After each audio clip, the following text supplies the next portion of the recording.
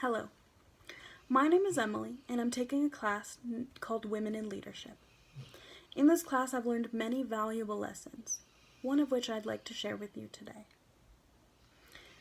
I'm here to talk to you about decision making and leadership.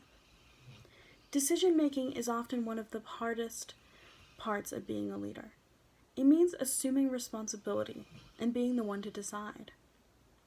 But it can also be the most rewarding and the most powerful. Being the decision maker means that you are the one in charge and that you have the power to get things done and make change happen. The first step of making a decision is preparation.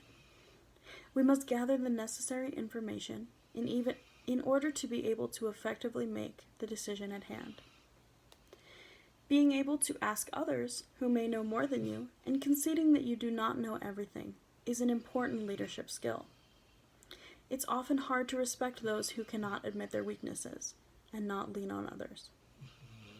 Asking for guidance can also make your team feel more valued and included because they feel like they have an influence and that they're being validated. However, the downside to this preparation is that we can never truly have all of the necessary information.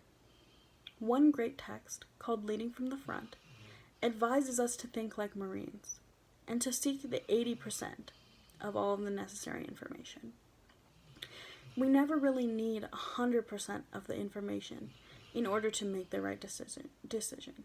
We often know which way we need to go and just have to finalize the choice.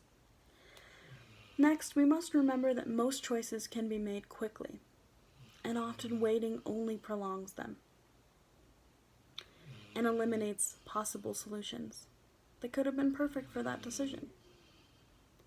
The problem can go from a very easy fix to a convoluted ordeal that none of us want to have to deal with. So don't do that to yourself. Trust yourself enough to make the choice so that you can handle the consequences as they come, whether they be good or bad. As women, it's often hard for us to trust our instincts and to know that we have the skills and the knowledge to do what we need to do. We often strive for perfection, and in doing so, we overthink things and make them a bigger deal than they needed to be in the first place. So you must remember that you've earned your success, and the fact that you are in a position of power means that you have the skills you need. So believe in yourself. Have faith that all of the work you have done to be in this position has prepared you for whatever may come your way. If the wrong choice is made, it can often be corrected with further action and further decisions. Rarely is a decision irreversible. So remember that a choice that seems huge now will soon be in the past and soon be forgotten.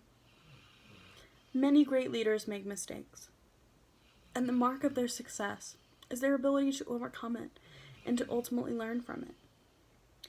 Part of overcoming a bad decision is owning up to it. Take the blame as you would take the praise. It's hard to believe at the time, but it will make you stronger and it will make you more effective at making future decisions. And it will also show others that you are strong enough to fail.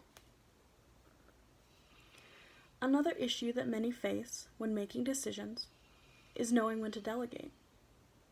Delegating can free you up to do more important work and make bigger choices, and it's often easier to give the responsibility of a choice to someone else rather than facing it yourself. My advice is to again trust your instincts. Ask yourself, will my company be better off if I make the decision, or can I hand it down the line? Ask if this decision is important enough to merit your particular attention. These can be hard questions, but they are the key to success, and they're the key for time management.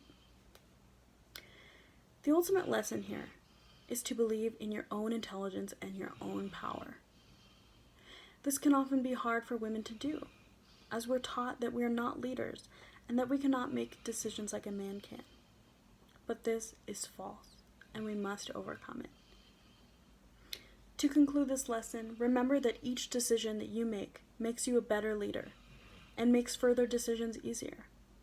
You are making yourself more intelligent and preparing yourself for future decisions with every choice you make. Thank you for listening to this lesson, and I hope that you have learned that you already have the skills you need to be a successful decision maker. Believe in yourself, and success is within your reach.